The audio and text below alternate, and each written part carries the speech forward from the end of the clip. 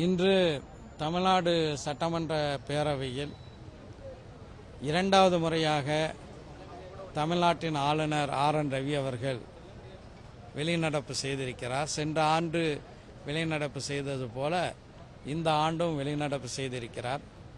இது சட்டமன்றத்தினுடைய மாண்பை சிதைக்கக்கூடிய ஒரு செயலாக அமைந்திருக்கின்றது. இன்று ஆளுநர் உரையில், அதாவது ஆளுநர் உரை என்பது ஒரு தேர்ந்தெடுக்கப்பட்ட அரசு செய்திருக்கின்ற சாதனைகளை எதிர்காலத்தில் செய்யவிருப்பவற்றை பற்றியெல்லாம் தொகுத்து ஆண்டின் தொடக்கத்தில் ஆளுநரால் வாசிக்கப்படக்கூடிய ஒரு உரை. இந்த உரை முன்பே தயாரிக்கப்பட்டு ஆளுநருக்கு அனுப்பப்பட்டு அவருடைய ஒப்புதல் பெறப்பட்ட பிறகுதான் இந்த தொடருக்கான தேதியே நியமிக்கப்படுகிறது.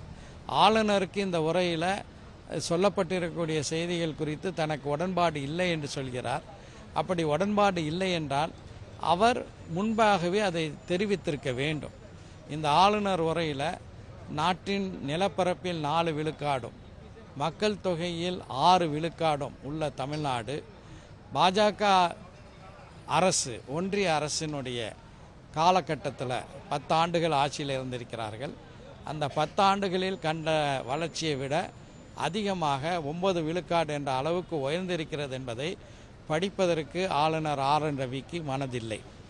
அதேபோல் இந்தியாவிலேயே முதல் முறையாக ஒரு முன்னோடி திட்டமாக பள்ளிக்கூட மாணவர்களுக்கு காலை சிற்றுண்டி திட்டம், அது தமிழ்நாட்டில் முதலையாக நடைமுறைப்படுத்தப்பட்டு பிறகு தெலுங்கானாவிலும் அந்த அரசும் அதை நடைமுறைப்படுத்தி இருக்கிறது.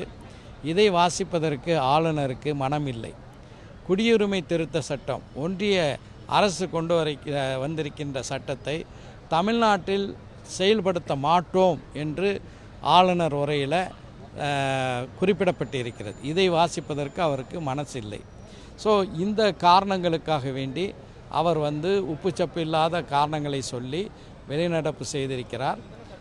ஆளுநருடைய இந்த நடவடிக்கை மக்களால் தேர்ந்தெடுக்கப்பட்ட ஒரு சட்டமன்றத்தை அவமதிக்கக்கூடிய ஒரு செயலாக இருக்கிறது. இதற்கு என்ன தீர்வு என்றால், ஆட்டுக்கு தாடியும் நாட்டுக்கு ஆளுநரும் தேவையில்லை என்று பேரறிஞர் அண்ணா அவர்கள் சொன்னார்கள்.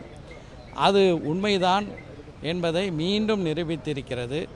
ஆளுநர் பதவி ஒழிக்கப்பட வேண்டும். நான் தமிழ்நாடு சட்டமன்றத்தில் 2வது முறை உறுப்பினராக இருக்கின்றேன். வழக்கம் போல தமிழ்நாடு சட்டமன்றத்தில் முதலில் ஆளுநர் உரையாற்றும் போது முதலில் தமிழ்த்தாய் வாழ்த்தும், இறுதியில் தேசிய கீதமும் பாடுவார்கள்.